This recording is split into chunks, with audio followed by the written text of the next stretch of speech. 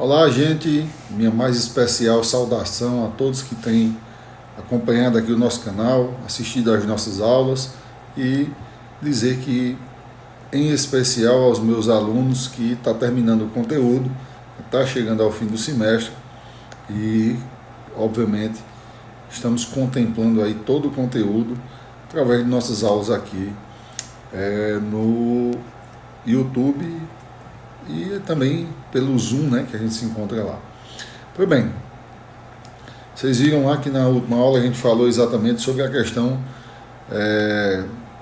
da substituição, da disposição de coisa de terceiro. Falamos também sobre a substituição fideicomissária, etc, etc. Falamos sobre o direito de acrescer, falamos sobre a redução testamentária e sobre o rompimento testamentário. E a gente vai começar a tratar dos aspectos processuais da sucessão, ou seja, os instrumentos processuais que viabilizam, na verdade, a instrumentalização, ou seja, que viabilizam a realização da sucessão. Mas antes disso, eu queria falar um pouquinho com vocês sobre a questão do testamenteiro e do inventariante, porque são figuras importantes, tanto para o cumprimento da sucessão testamentária, como também para o impulsionamento do inventário em si, seja ele judicial, seja ele extrajudicial, seja em qual forma seja escolhida. Essas duas figuras, elas são bem emblemáticas, bem marcantes lá na nossa sucessão. Então, a gente precisa divisar, a gente precisa marcar um pouco, principalmente porque tem algumas pessoas que confundem, acham que é a mesma coisa, o inventariante do testamenteiro, e não é. E a gente vai tratar um pouco sobre isso a partir de agora. O testamenteiro, galera, está previsto lá a partir do artigo 1976 do Código Civil, tem como principal diferença do inventariante o fato do testamenteiro ser nomeado, escolhido ou indicado pelo próprio falecido, através de sua disposição testamentária. Se constitui, na verdade, em uma relação privada, inclusive remunerada, inclusive vai permitir pagamento ou percebimento de honorários por parte desse testamenteiro.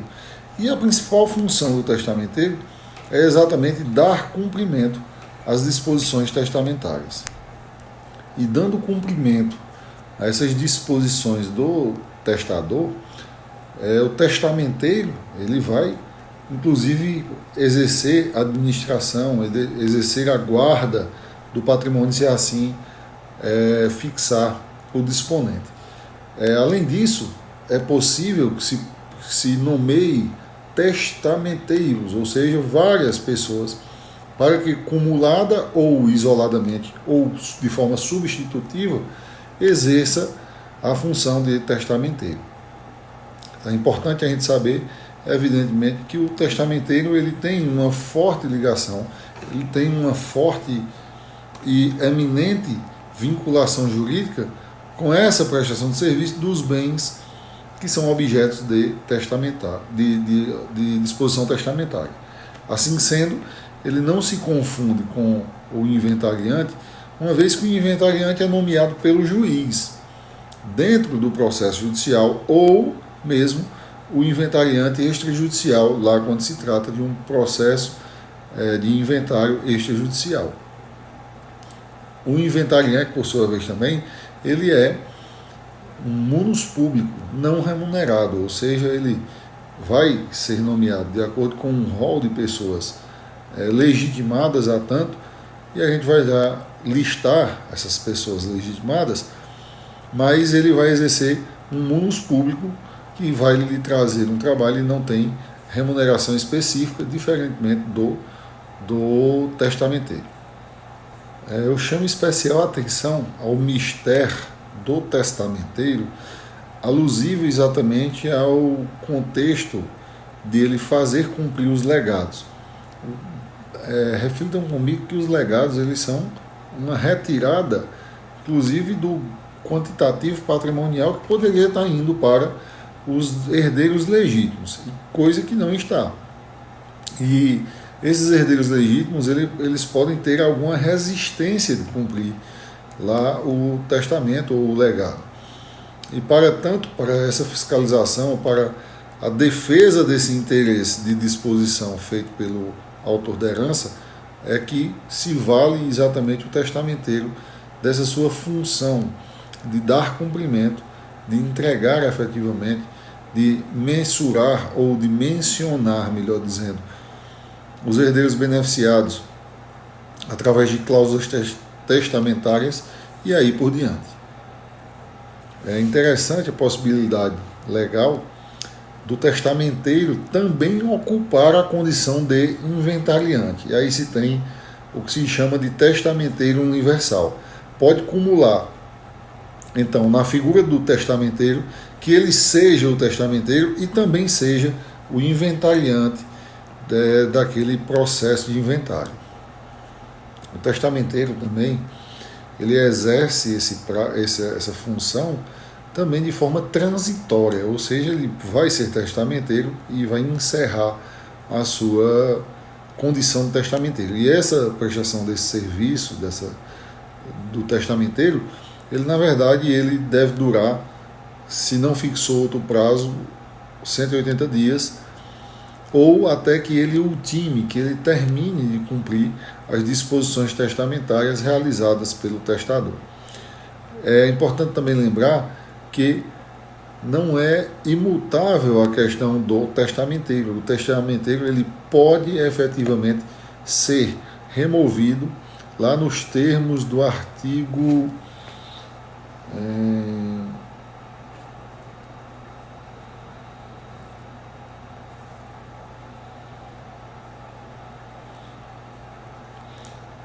disposição contida no artigo 1980, 1883, em caso de desonestidade, de má gestão, ou seja, ele pode ser removido quando chamado de testamenteiro desonesto, por exemplo. Ele pode ser retirado deste munus público, obviamente perdendo os direitos que lhe competiam, ou seja, a sua remuneração, que inclusive recebe o nome de vintena, ou seja, é um pagamento, o subsídio pago ao testamenteiro é denominado vintena. Em se considerando a questão do inventariante, que poderá ser acumulado com o testamenteiro, o inventariante tem sua previsão legal lá no artigo 617 do CPC. Lá vocês vão ver que existe uma lista de pessoas interessadas naquela sucessão que poderão exercer o cargo de inventariante. Eu vou listar aqui rapidamente para vocês. É o cônjuge ou companheiro sobrevivente, ele pode ser inventariante. O herdeiro que esteja na posse da administração dos bens, qualquer dos herdeiros. 4. O herdeiro menor representado. O próprio testamenteiro, está no inciso 5, o cessionário do herdeiro, ou seja, aquele que se beneficiou com a cessão do herdeiro, o inventariante judicial, quando é nomeado através de ato judicial, e pessoa estranha e inidônea quando não houver um inventariante judicial. Vocês vão ver, pessoal, que todas essas pessoas, todos esses vocacionados à condição de inventariante, eles têm um munus de exercer a inventariança sobre as regras específicas relacionadas à inventariança. Além disso, pessoal, o inventariante, na verdade, ele pode ser destituído desta condição através de uma ação incidental chamada incidente de remoção de inventariante. Essa ação ela visa exatamente demonstrar que o inventariante ele não vem bem gerindo ou bem agindo. Como assim, Cláudio? Cumprindo os prazos, fazendo uma gestão eficiente do patrimônio, etc, etc. E isso pode ser, ele pode ser removido através dessa ação, que é a ação de remoção de inventariante. É importante a gente dizer que essas duas figuras, na verdade, indagar onde é que essas duas figuras elas vão atuar, o inventariante e o testamenteiro. elas vão atuar exatamente dentro dos processos judiciais ou extrajudiciais de inventário. E o que é o processo de inventário? O processo de inventário, ele é exatamente um instrumento processual ou extraprocessual que visa a regularização do patrimônio sucedido, a identificação dos sucessores, visa também a quitação dos impostos e demais dívidas daquele inventariado e, ao final, a transmissão definitiva para os herdeiros com a partilha. Então, o que visa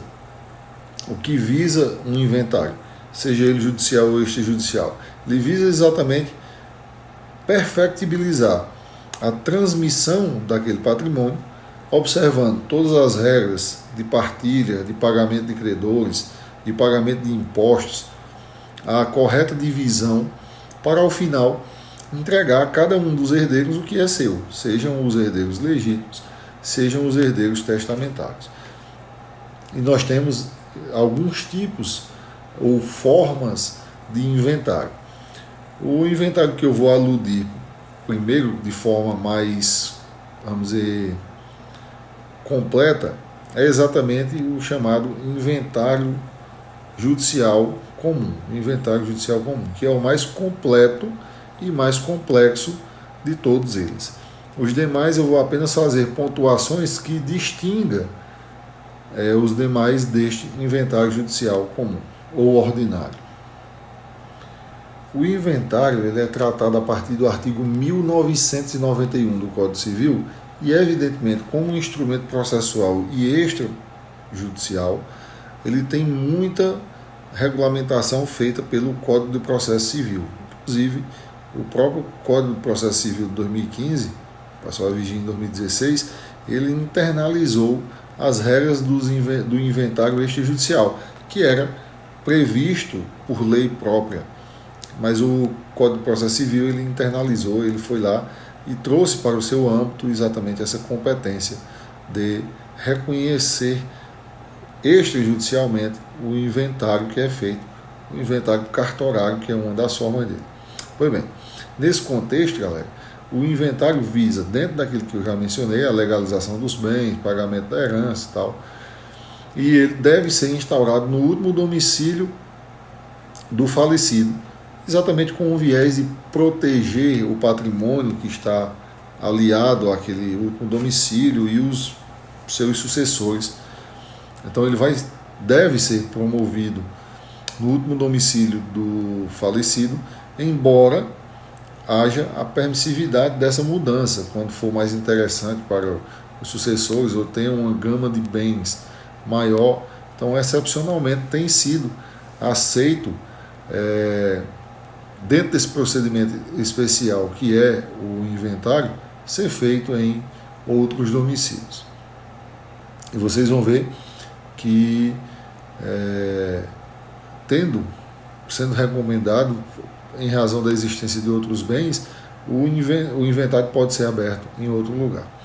Como eu disse, o inventário ele é representado, ele é impulsionado pelo inventariante, que pode ser qualquer pessoa das que eu já listei, como também pode ser o próprio testamenteiro, desde que nomeado para tanto. Aí ele seria o que se chama de testamenteiro universal. Uma pergunta muito comum que as pessoas me fazem é: Cláudio, só tem um único herdeiro, só existe um único herdeiro que vai herdar aquele patrimônio. É preciso fazer o inventário? E a resposta é que sim. Lembrem-se que a partilha é apenas uma das utilidades do inventário. E é lá final, ela só vai acontecer a partilha no final do testamento. Desculpa, do inventário. Mas é evidente que é preciso fazer o testamento fazer o inventário, mesmo que haja somente um herdeiro. O que não vai haver é a partilha, porque ele vai herdar tudo e aí ele vai, como se chama no direito, vai adjudicar todos os bens. Mas é preciso, inclusive e principalmente, para poder se identificar o patrimônio, permitir que credores se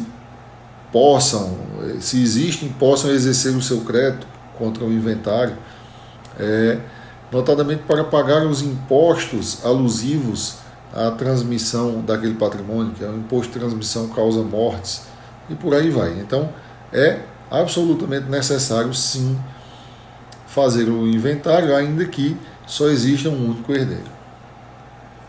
Pois bem, tratando do inventário da partilha, vocês vão ver que o nosso CPC, a partir do artigo 610, ele traz exatamente as regras gerais do denominado inventário comum, ou inventário ordinário, que é o mais completo e mais complexo de todos. De forma que, como é que se dá esse processo de inventário? O processo de inventário ele se inaugura através de uma peça, de uma petição inicial, chamada de pedido de abertura de inventário. E aí o pedido de abertura de inventário ele tem por finalidade informar que houve o falecimento de determinada pessoa, dizer quando, em que local ela faleceu, mencionar que ela tem bens herdeiros e, especialmente, fazer o pedido de nomeação do inventariante. Lá já vai ser indicado e pedido que o juiz nomeie determinada pessoa, dentre os herdeiros, inventariante. Então, feito isso, o juiz despacha recebendo esse pedido de abertura, obviamente, desde que ele contenha os seus requisitos de documentação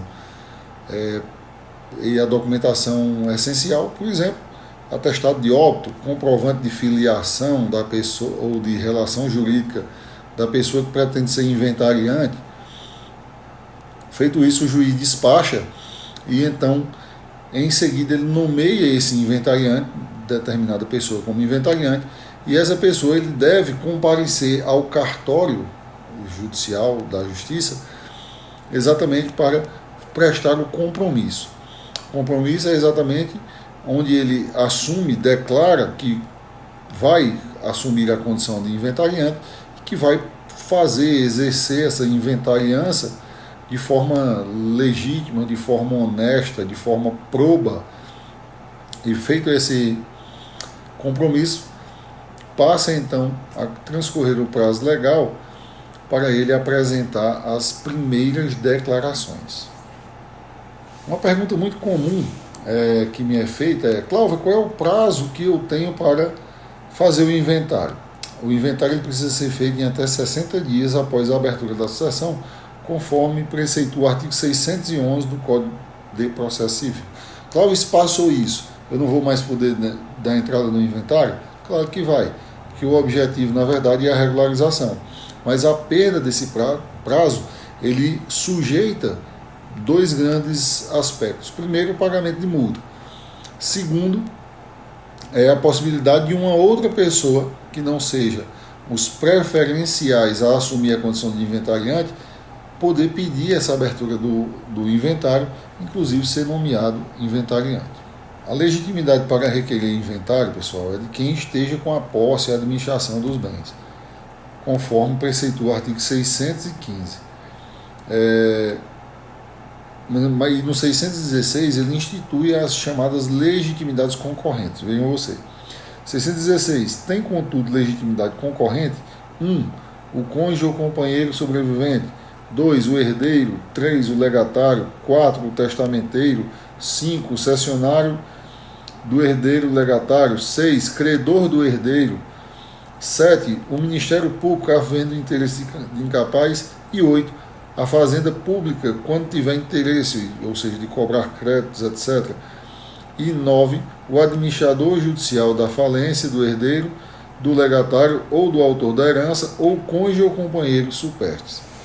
Vejam vocês que ele traz uma ordem, evidentemente, que de preferência, né? Eles concorrem entre si, mas preferencialmente, deve ser inicialmente o herdeiro que esteja na administração dos bens, geralmente o cônjuge, ou todos dessa lista com predileção aos primeiros, né? Tem 1, 2, 3, cada um deles tem uma predileção. Então, em caso de se omitir qualquer deles, a sucessão vai poder ser requerida pelos conseguintes, ou seja, por aqueles que têm menor predileção do direito de pedir.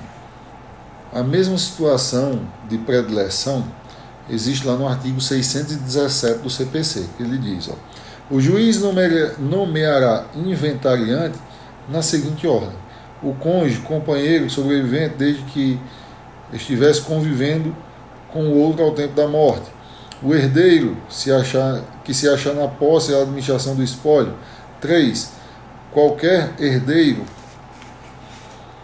4. O herdeiro menor representado; 5. O testamenteiro; 6. O cessionário; 7. O inventariante judicial ou 8. Pessoa estranha. Como a gente tinha mencionado anteriormente,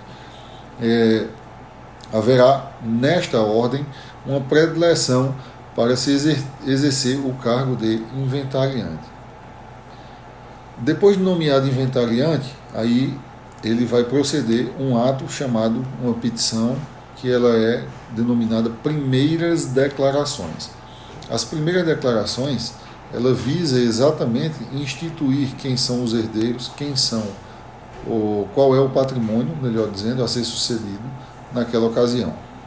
E essas primeiras declarações, elas têm que ser apresentadas num prazo de até 20 dias após o compromisso do inventariante, ou seja, ele prestou compromisso lá de ser o inventariante, assumiu esse encargo, ele vai ter 20 dias para protocolar essas primeiras declarações, que vai basicamente descrever todo o rol patrimonial e todo o rol de herdeiros conhecido por parte do inventariante.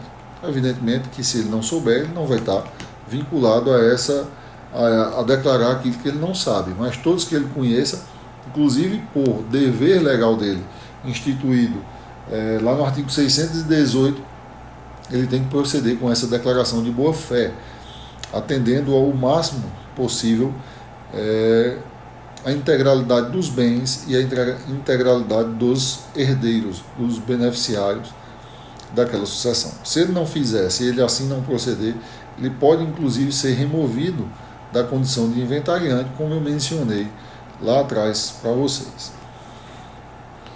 Feitas as primeiras declarações, agora já se sabe quem são os herdeiros. Então, sabendo quem são os herdeiros, vai se passar a citar os herdeiros interessados, como fazenda, como credores, a fazenda nacional, a fazenda estadual e a fazenda municipal, para ele manifestar interesse nesse patrimônio. Em seguida, não havendo impugnação, não havendo manifestação de interesse por ninguém, passa-se então a avaliação dos imóveis. Essa avaliação ela é feita pela Secretaria da Fazenda Estadual, porque o imposto é de competência estadual e ele vai incidir sobre o percentual do imposto, vai incidir sobre o patrimônio que está sendo transmitido. E aí eles arrecadam esse valor, satisfazem esse custo tributário para depois dar andamento, inserir-se em uma nova fase do inventário. Feita o recolhimento dos impostos, as partes vão, na verdade, o inventário impulsionado pelo inventariante, ele vai então passar a cotejar a satisfação de dívidas com outras pessoas, pagamento de terceiros, de credores, etc., etc., que estejam relacionados a esse inventário. E, por último, passa-se ao ato da partilha, ou seja, a partilha é exatamente o ato que vai desconstituir o SAICINE e dividir aquele patrimônio remanescente para os herdeiros de forma o mais igual possível. Feito isso, galera, é o tracejar a rotina mais comum dentro de um inventário ordinário comum, inventário judicial ordinário comum. Evidentemente que aí haverá necessidade de representação, de manifestação do Ministério Público, caso exista menores ou incapazes e tal, mas, a grosso modo, esse é o trajeto que o processo deve caminhar. Depois de feita a partilha, vai se expedir o que se chama de formal de partilha, que é um documento em que permite a cada herdeiro regularizar a sua propriedade daquela parte que lhe coube. Ou seja, se for um imóvel, vai registrar um imóvel.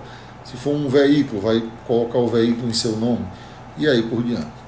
E aí a gente vai ver o que desta regra geral de inventário se diferem as outras modalidades de inventário. E aí, galera, a gente vai ver que tem duas grandes formas, na verdade, que simplificam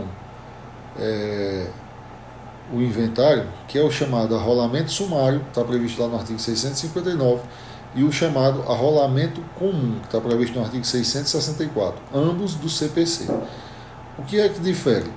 Ele vai aglutinar, ele vai reduzir alguns atos processuais que são típicos lá no inventário comum ou ordinário. Como assim, Cláudia? Por exemplo, eu já vou poder fazer o pedido de abertura de sucessão e as primeiras declarações em um só ato. Ou seja, eu já faço uma petição só para essas duas coisas. Só que, tanto o arrolamento sumário como o comum, ele tem alguns requisitos especiais. O primeiro deles, para o arrolamento sumário, é exatamente que todos os sucessores sejam capazes, evidentemente maiores e capazes, e que a partilha, que a divisão dos bens, ela seja cômoda, ela seja amigável, ou seja, não pode haver, para se promover um arrolamento sumário, não pode haver uma disputa, um litígio por parte ou pela forma de realizar aquela partilha.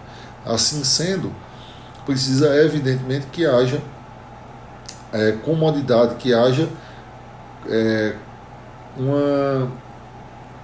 um acordo, uma unanimidade entre todos os herdeiros de como se vai dividir aquele patrimônio. Já o arrolamento comum, pessoal, que está lá no artigo 664 e seguintes do CPC, ele tem uma limitação diferente. Ele não requer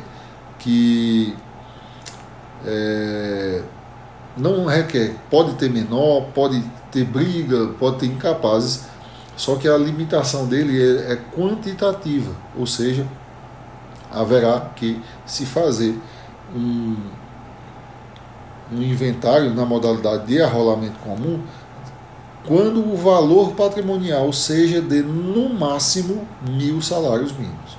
Se o valor dos bens ele ultrapassar esse valor, ele não pode se utilizar do arrolamento comum.